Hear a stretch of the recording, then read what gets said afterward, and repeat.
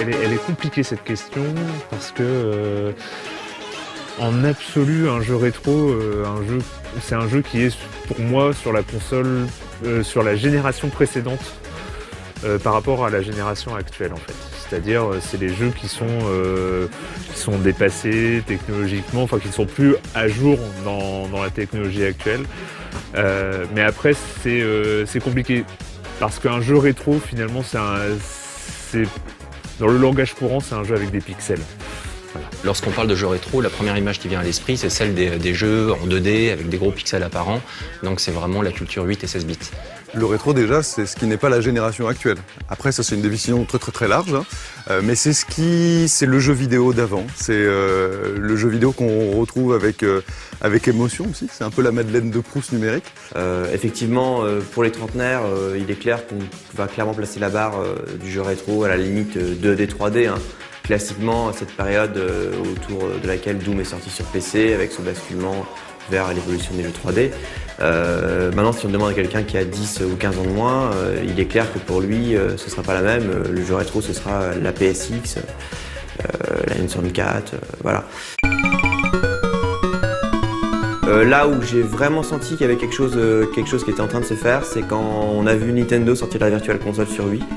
Parce que c'est la première fois qu'on voyait un service de ce genre, et c'était Nintendo. Et quand Nintendo s'intéresse à quelque chose, quand même, c'est qu'on sent qu'il y a un engouement et qu'il y a un intérêt qui est là.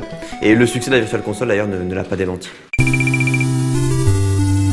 Alors, en fait, il y a une différence entre être un jeu rétro et un jeu qui semble rétro un peu dans le sens péjoratif du terme. Parce que dans le sens péjoratif, oui, c'est les jeux dépassés technologiquement. Quand on voit les jeux PlayStation, même les jeux PlayStation 2 aujourd'hui, certains jeux PlayStation 2 semblent complètement largués, complètement dépassés. Un très bon jeu reste un très bon jeu. C'est comme un livre, c'est pas parce qu'il a 2 siècles qu'il serait moins bon. Donc les meilleurs Mario, les Secret of Mana, les Final Fantasy VI, c'est des monuments. Ok, ils sont sortis il y a 20 ans, voire plus, mais ça reste des monuments. Quand on joue à Super Mario Bros, à aucun moment on se dit ce jeu est dépassé. Quand on joue à Pac-Man, le premier Pac-Man, 1980, Pac-Man n'est pas dépassé. Des beaux graphismes, même en 32200, ça reste des beaux graphismes. Et le gameplay, le scénario et l'ambiance jouent un rôle prépondérant. Sans oublier tout ce qui est évidemment la direction artistique, les musiques. Moi je sais qu'il y a plein de jeux auxquels je rejoue, c'est uniquement principalement pour la musique, quoi, je veux dire. Par contre, quand on joue au premier Tomb Raider, sorti sur la PlayStation, même si ça reste un excellent jeu, il pique les yeux. C'est quasiment impossible, c'est presque désagréable visuellement. Oui, le côté nostalgique est très important, mais il y a aussi cette volonté de commencer à creuser un petit peu l'histoire du jeu vidéo. Et donc le média commence à avoir un certain âge maintenant, il est beaucoup plus jeune que le cinéma. Mais néanmoins, de nombreuses personnes commencent à regarder un petit peu quelles étaient l'origine de tel genre, les premières créations de tel auteur, de tel game designer très connu, etc. Il y a certains types de jeux qu'on ne cherche même pas à réadapter. Je pense effectivement tout ce qui est simulation, que ce soit simulation de vol, simulation sportive, simulation de jeux de voiture, jeux de course, ça n'a finalement que peu d'intérêt de les remettre au goût du jour. Pourquoi ? Parce que quand on cherche une simulation, on cherche à s'approcher de la réalité. Or, le progrès technologique fait que plus les années passent, plus les jeux sont impressionnants. Et voilà, je connais finalement peu de gens qui me disent « Tiens, j'ai envie de rejouer à NBA sur Nintendo 64 ». Ouais, les polygones étaient pas très beaux. Est-ce qu'il y a des genres qui vieillissent mieux que d'autres ?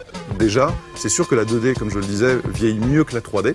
Même s'il y a de la très bonne plateforme 3D qui a commencé avec le Super Mario 64, la précision visuelle, pas forcément la précision de gameplay, mais que le joueur il voit où son personnage est par rapport à la plateforme suivante, c'est visuel.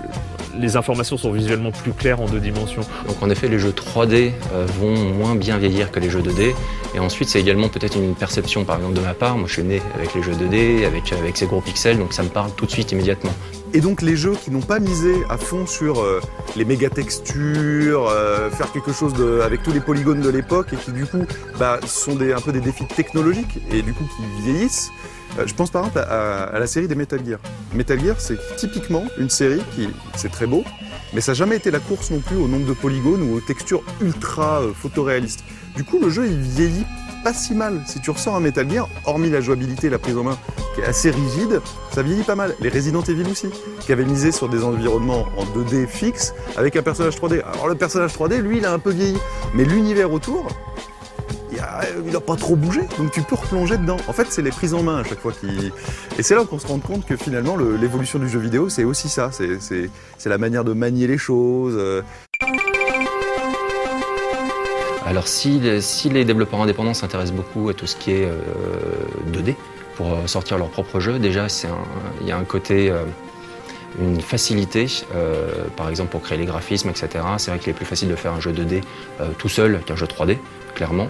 Bah, il vient de la scène indépendante, c'est eux et seulement eux qui pouvaient remettre au goût du jour le pixel, enfin cette esthétique pixelisée, que ce soit en 2 dimensions ou que ce soit en 3 dimensions comme Minecraft par exemple, qui s'est complètement inspiré de cette esthétique rétro. Et aussi évidemment les développeurs indés aujourd'hui, ils ont peut-être, ça dépend en fait, il y a différentes catégories. Il y a une catégorie qui a une vingtaine d'années, qui sort d'école, ou alors ça a toujours été leur passion. Auquel cas, ils vont se plonger dans leurs propres références. S'ils ont commencé à vouloir si jeunes à développer des jeux vidéo, c'est aussi sans doute parce qu'ils ont fait des recherches au préalable, et donc du coup, certaines références leur ont parlé plus que d'autres. Mais c'est pas que de la nostalgie, justement c'est intéressant quand ça dépasse la nostalgie, quand finalement ils reprennent le jeu vidéo là où il en était en 95, et s'il n'y avait pas eu Sony, s'il n'y avait pas eu ce lobbying intense pour faire une 3D souvent pourrie, où est-ce qu'on aurait pu aller, et voilà, finalement ça donne du Hotline Miami, ça donne du Bread. Puis il y a des jeux qui l'utilisent, alors par exemple un jeu comme Thomas Was Alone qui est excellent au demeurant. Bon, finalement il aurait pu le faire avec des graphismes plus jolis, je pense pas que ça aurait changé grand chose. Donc je pense que c'est quand même souvent quand c'est justifié, c'est bien. Quand ça l'est pas, bon, pourquoi pas. Je pense qu'il y a quand même aussi, il faut pas se leurrer, il y a aussi un effet de mode. Voilà. Puis comme tout le monde, enfin il y a le côté Madeleine, dès qu'on voit le Space Invader qui vaut 20 points, celui qui part à la 2e ligne en partant du lot, voilà, celui-là, pour moi, c'est aussi le symbole, c'est le symbole du jeu vidéo, si on en avait qu'un. Après, que ce soit réutilisé par la pop culture, par tout ce qui est mouvement hipster et tout ça, bon, c'est logique, c'est le destin de tous les grands symboles de la pop culture, que d'être redigéré, réingéré par tout le design, la mode, ce genre de choses.